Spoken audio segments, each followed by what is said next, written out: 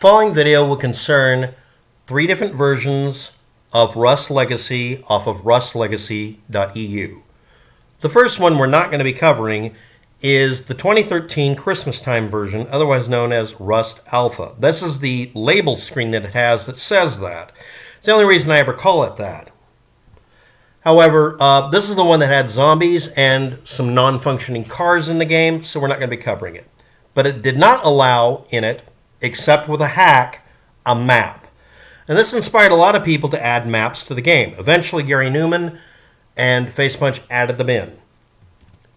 This is a 2014 summertime version of Rust. I'm calling beta, even though it doesn't say that on the start screen, but that's why I keep referring to it as the beta version. This version is one of the most common modified versions you find because people seem to use not necessarily this exact version, but most of the files for it to make modified clients for Rust Legacy. This allows them to do things like add in their own version of a map or add in all sorts of features. This is the Rust 2015 version. This is the current, most new version you can get from rustlegacy.eu that I know of, and it's the one I keep using most. Both this one and the 2014 version allow you to use a server list and the map. The 2013 version has a server list that only has one entry, and it's wrong, but it's for the 2013 version of Rust. And that needs to be updated, or we need a 2013 server just so we can play it. Maybe I'll make one someday. I keep saying that. Let's move on. This is the map as of today for rustlegacy.eu.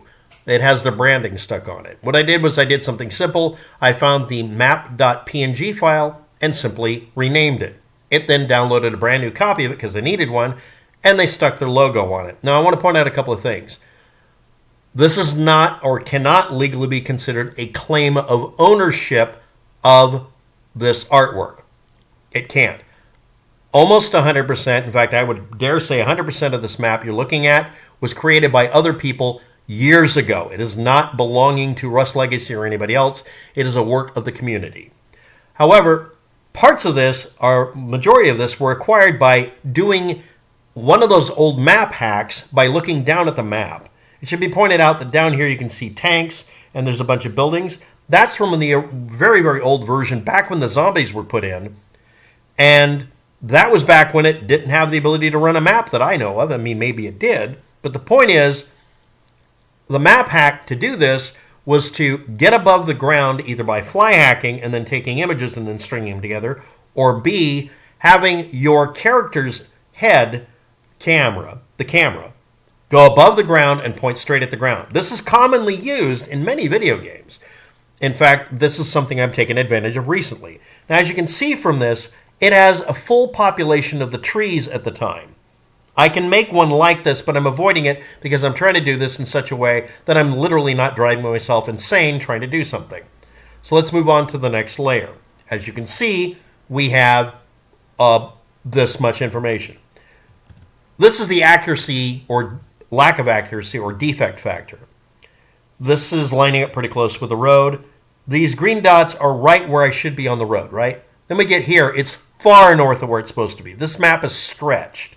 Over here, it's stretched to the right because I'm standing here on the road, but it's showing me here.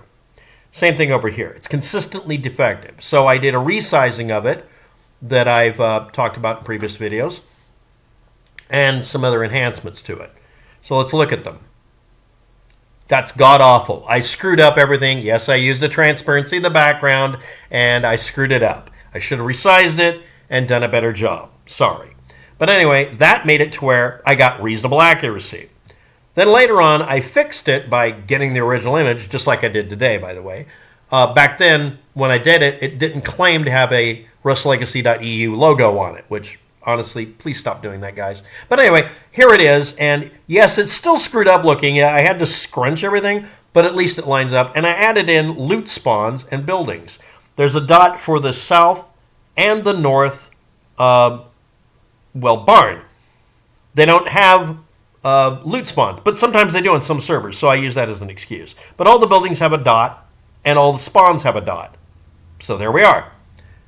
Fun and happy. This is the one I made recently. Now, the reason I made this is I found a website that had a version of Rust, and again it was the 2014 version, that had been modded with its own mapping system. You hit letter M and you get a map. This one doesn't let you move around when you do it. It basically just interrupts whatever you're doing so you can look at the map, which, okay. And it's a live map. You're literally looking down from high above, and if you happen to have something in your hand, it'll overlay what you're looking at. You'll see, your torch over here lit up at night, for instance. Now, the advantage of it being a live map or semi-live map is if somebody sets off an explosive or turns on a torch or lights a campfire, you see a dot. It also shows dots where there are buildings and some nodes. It also puts green all over the place, so I got rid of all of the green, bright green.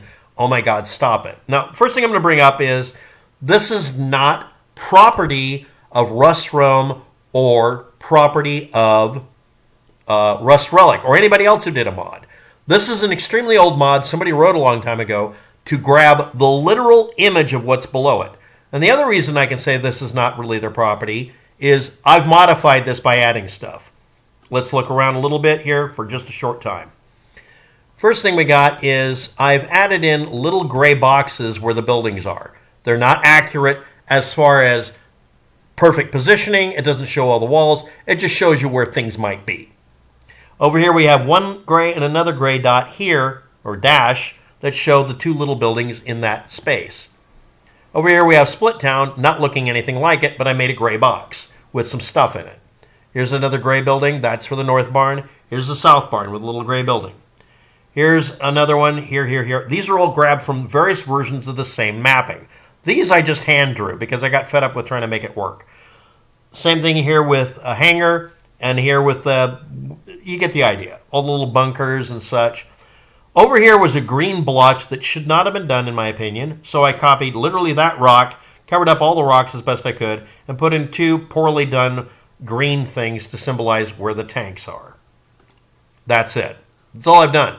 The rest of this was rescaling it, oddly enough making it a little bit bigger.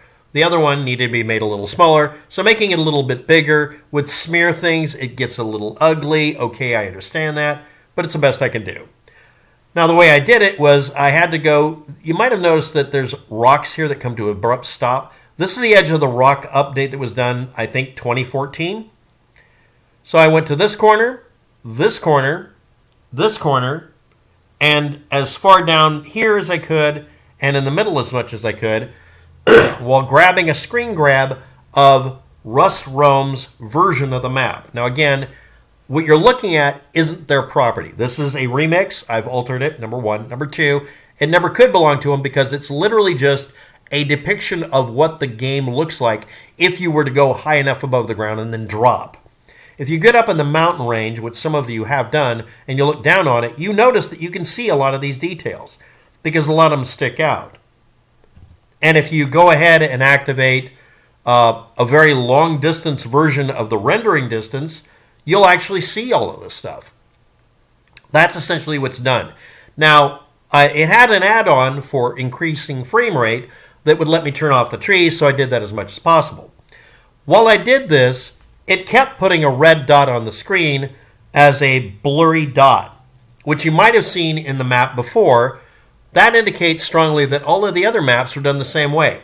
At the time when the game was out, someone used a mod on the server side and on the client side that allowed people to keep a map on screen, and it was either static, held still like this, or dynamic. On Rust Realm and Rust Relic, when you move around, the map moves underneath you. You're in the center at all times. This makes it to where it's an extremely valuable map. A lot of fun.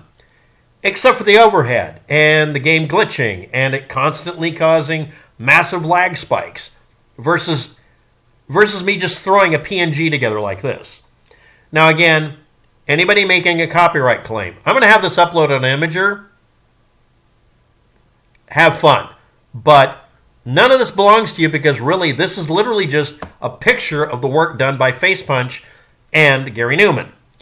It belongs to them. They're the only ones who can flag this, and at this point, I've altered it enough by putting in extras here from other people's creative work, cut and pasted in, as well as me hand drawing it, that a copyright claim would be legally invalid. You might be able to get away with it, but please don't, and I don't recommend it. Now, I want to point out about this map and the accuracies or lack of it. this is a plugin that comes with the game when you get it off rustlegacy.eu, and it should be modified to where, number one, the map is shifted up along with your little character. Number two, it's not a big, stupid green dot. Number three, we should be able to enable and disable these things, and it should be updated with current map data. And in case you're not aware of what the point of this is, this, if you drop it in your data directory where the map was, actually fixes all that. And it's left up to the user to add in your own labels. Have fun. Next, if you use this in a product, I am not going to complain. But it is modified by me and it's technically creative work. For another reason I'll bring up in a minute. You're not allowed to put your logo on it. You're not. You're only allowed to put your logo in the blue ocean area only. You can even make it a transparency if you want, although at this point I don't think it makes much difference. But you can't claim ownership of something that I created any more than I can claim ownership absolutely of the map. Now I want to point out one more thing about this map. That road isn't accurate. Every time you get a grab from any of these products, they leave out gaps and stuff. The pieces that show up because those are hand-drawn. The map has a hand-drawn layer put onto it because if you get far enough away from the road, it won't resolve. It's outside of render distance. So people drew in these little curved pieces. Now I want to point out, again, from the inaccuracy map here, some of this would be accurate if it wasn't hand-drawn. Some of it's only accurate because it was hand-drawn. It doesn't match the actual road. This is as much as possible matching the road. I put a lot of work into it. Some of it's very obviously poorly done, but okay. But this is the accuracy I can achieve with my map. Yes, this is JPEG and fuzzy, and I know it. Sorry. But it matches a lot closer than the other method. So if anybody wants to use this for the project, you're allowed to, but number one, give credit where credit's due. If you're going to put it in, make sure it's a PNG, period. Next, no logo. Leave it blank for people to fill in. Let them edit the map like they did originally when the game was cool. And definitely don't claim ownership over the product when it doesn't belong to you or actually me either.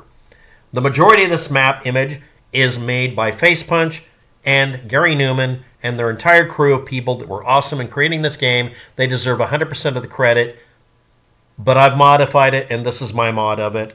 That's all.